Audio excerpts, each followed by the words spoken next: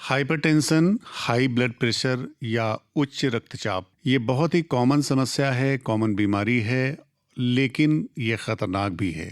आज हम लोग इसी पर बात कर रहे हैं। हाइपरटेंशन, उच्च रक्तचाप या हाई ब्लड प्रेशर, इसका पता कैसे करें, कैसे पता करें कि हमें हाई ब्लड प्रेशर है कि नहीं है। हाइपरटेंशन आपको है कि नहीं है, उसके लिए एक तो तरीका ये है कि आप डॉक्टर के पास जाकर या खुद घर पे अपनी ब्लड प्रेशर मेजरिंग मशीन से अपना ब्लड प्रेशर चेक करिए, तब आपको पता चलेगा कि आपका ब्लड प्रेशर कितना है। और दूसरा तरीका ये है कि आप चेक ना करिए, इंतजार करिए किसी इमरजेंसी का कि आईसीयू में आपका ब्लड प्रेशर चेक किया जाए, तब आपको पता चलेगा कि आपको जो ब्रेन हेमरेज हुआ है, जो इमरजेंसी हुई है, वो बिकॉज ऑफ हाइपरटेंशन हुई है। तो ऐसी नौबत नहीं आनी चाहिए, आपको अपने ब्लड प्रेशर पे नजर रखनी चाहिए। आइए हम जानते हैं कि हाई ब्लड प्रेशर या हाइपरटेंशन या उच्च रक्तचाप कब हम कहेंगे किसी का ब्लड प्रेशर कितना होना चाहिए, जब हम उसको हाइपरटेंशन की कैटेगरी में रखेंगे। मेडिकल की टर्मिनोलॉजी में ऊपर वाले ब्लड प्रेशर को पहले लिखा जाता है और नीचे वाले ब्लड प्रेशर को बाद में लिखा जाता है, ऑब्लिक करके। तो जो ऊपर वाला ब्लड प्रेशर है जिसे हम सिस्टोलिक ब्लड प्रेशर कहते हैं, और नीचे वाला जो ब्लड प्रेशर है उसे डायस्टोलिक ब्लड प्रेशर कहते हैं। यानी कि मोटी भाषा में समझें कि एक बार जो ऊपर वाला ब्लड प्रेशर है वो तब का है जब हार्ट कॉन्ट्रैक्ट करता है, और जब जो डायस्टोलिक ब्लड प्रेशर है वो तब का मेजरमेंट है जब हार्ट रिलैक्स करता है। तो दोनों ही महत्वपूर्ण हैं। अगर ऊपर वाला blood pressure 110 millimetre of mercury से 140 मिलीमीटर ऑफ मरकरी तक कहीं भी है तो ये नॉर्मल है। नीचे वाला ब्लड प्रेशर जिसे हम डायस्टोलिक ब्लड प्रेशर कह रहे हैं, ये 60 मिलीमीटर ऑफ मरकरी से 90 मिलीमीटर ऑफ मरकरी तक कहीं भी है तो ये नॉर्मल है। एवरेज ब्लड प्रेशर वो बेसिकली 120/80 होता है। ज्यादातर लोगों में एग्जैक्टली 120/80 नहीं निकलता, लेकिन 110 से 40 और 60 से 90 का जब हम एवरेज निकालते हैं तो वो 120/80 मानते हैं कि ये एवरेज ब्लड प्रेशर है। ज्यादातर लोग इसी को नॉर्मल ब्लड प्रेशर मानते हैं, जबकि ये एवरेज ब्लड प्रेशर है। हाँ, एब्सोल्युटली ये नॉर्मल की रेंज में है। आपका ब्लड प्रेशर अगर 120/80 है तो निश्चित रूप से आपका ब्लड प्रेशर बहुत ही अच्छा है, बहुत ही कंट्रोल्ड है। लेकिन अगर आपका ब्लड प्रेशर 130/70 भी है तो भी आपका ब्लड प्रेशर बहुत अच्छा है, बहुत कंट्रोल्ड है। 68 है, बहुत अच्छा है। 82 है, बहुत अच्छा है। तो आप नंबर पर न जाएं। नंबर पर जाने के लिए हम आपको बता रहे हैं कि ऊपर वाला ब्लड प्रेशर यानी कि सिस्टोलिक ब्लड प्रेशर 110 से 140 के बीच कहीं भी रहता है तो आप निश्चिंत रहिए, आपका ब्लड प्रेशर नॉर्मल है। आप हाइपरटेंसिव नहीं हैं, आपको हाइपरटेंशन नहीं है, आपको उच्च रक्तचाप नहीं है।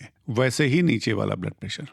अब हम जानते हैं कि हाइपरटेंशन या उच्च रक्तचाप के क्या कुछ कारण हो सकते हैं। बहुत सारे कारण हैं, लंबी लिस्ट है। लगभग 90% लोगों में एसेंशियल हाइपरटेंशन होता है, यानी कि प्राइमरी हाइपरटेंशन होता है। उनको पता नहीं चलता एग्जैक्टली और कोई कॉज नहीं होता है, फैमिली हिस्ट्री है या नहीं है। तो उनमें ज्यादातर केसेस में 90% लोगों में एग्जैक्ट कॉज को फाइंड आउट नहीं किया जा सकता। 10% केसेस ऐसे होते हैं जो कि सेकेंडरी हाइपरटेंशन के होते हैं। Secondary hypertension in the sense कि किसी को रीनल डिजीज है, किसी को वेस्कुलर सिस्टम की और कोई डिजीज है, या कार्डियोवैस्कुलर सिस्टम के साथ साथ आपका नर्वस सिस्टम की कोई बीमारी है, उसकी वजह से आपको हाइपरटेंशन हो सकता है। बहुत सारी आर्टेरियल डिजीजेस हैं, बहुत सारी एंडोक्राइन डिजीजेस हैं जिसका हाइपरटेंशन एक लक्षण है, तो वो सेकेंडरी हाइपरटेंशन में आएगा। कारण का पता आप खुद ना लगाएं, बेहतर होगा कि आप चिकित्सक से संपर्क करें। और जब भी कभी आपको ऐसा लगता है तब ब्लड प्रेशर ना नापा के आपको रूटीन में एक बार महीने में, अगर आपको कोई सिम्टम नहीं है तो महीने में आकर, आपकी उम्र 40 या उससे अधिक हो रही है तो आपको अपना ब्लड प्रेशर चेक करते रहना चाहिए। आप किसी हॉस्पिटल में गए हैं, किसी मरीज को दिखाने गए हैं, अपना ब्लड प्रेशर भी डॉक्टर से बोलिए, स्टाफ से बोलिए कि आपका ब्लड प्रेशर चेक कर ले। आप अगर इस रेंज में आ रहे हैं, यू आर गुड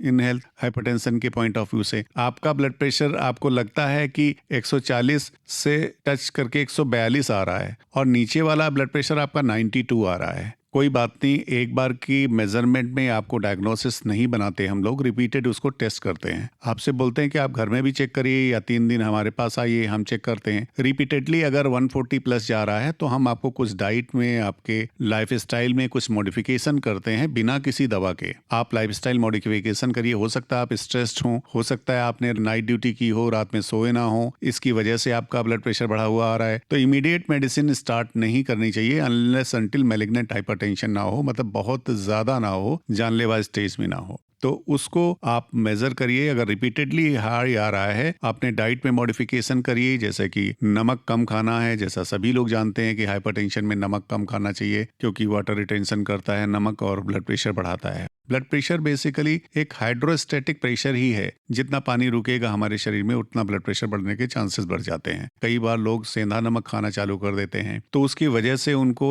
सोडियम की कमी हो जाती है और दूसरी परेशानियां डेवलप होने लगती हैं। तो आप नॉर्मल नमक ही खाइए, सेंधा नमक या लाल नमक या काला नमक। आप एक्स्ट्रा सॉल्ट जो भी लेना होता है, जैसे सैलेड में लेना है, रायता में लेना है, उसमें आप ले लीजिए, लेकिन जो रेगुलर सॉल्ट है, आयोडाइज्ड नमक है, वही लेना चाहिए। हफ्ते में एक दिन आप व्रत वाला नमक खा सकते हैं। तो अपनी लाइफस्टाइल को मॉडिफाई करना चाहिए, रेगुलर एक्सरसाइज करना चाहिए। वो सभी बीमारियों में है, हाइपरटेंशन भी एक बीमारी है जिसमें इनका सीधा असर पड़ता है। लेकिन मैं बार बार इस चीज को रिपीट करूंगा कि आपका ब्लड प्रेशर बढ़ा है कि नहीं बढ़ा है, आप अपने गुस्से से, अपनी नींद से, अपने टेंशन से उसको जज मत करिए। These are the pseudo parameters. Pseudo parameters का मतलब ये झूठे मानक हैं। अचानक लोगों को हार्ट अटैक हो रहा है, हार्ट अरेस्ट हो रहा है, तो डेथ हो जा रही है जिम करते करते। तो क्या ये ब्लड प्रेशर एक कारण है इसका? हो सकता है कि नेग्लेक्टेड ब्लड प्रेशर हो, उन्होंने मेजर ना किया हो, और हाइपरटेंशन की वजह से सेरेब्रोवास्कुलर एक्सीडेंट होता है, दिमाग की कोई नस फट सकती है और जिसकी वजह से ऐसा हो सकता है। लेकिन ज्यादातर केसेस में कार्डियक अरेस्ट होता है या मायोकार्डियल इन्फेक्शन होता है, ब्लड क्लॉट जम जाता है, जिसकी वजह से ऐसी इमरजेंसीज आती हैं। तो मेरा यह सभी से सलाह है कि ब्लड प्रेशर एक इंपॉर्टेंट पैरामीटर है कार्डियोवास्कुलर डिजीजेस असेसमेंट के लिए, तो उसको मेजर करते रहें और अपने आप कोई भी मेडिसिन मत शुरू करें। किसी भी विधा की दवा लें, आप आयुर्वेद की लें, होम्योपैथी के लें या एलोपैथी का लें, लेकिन उसके विशेषज्ञ से मिलकर लें और चिकित्सक की सलाह पर ही अमल करें, ताकि आप सुरक्षित रहें और स्वस्थ रहें। Thank you.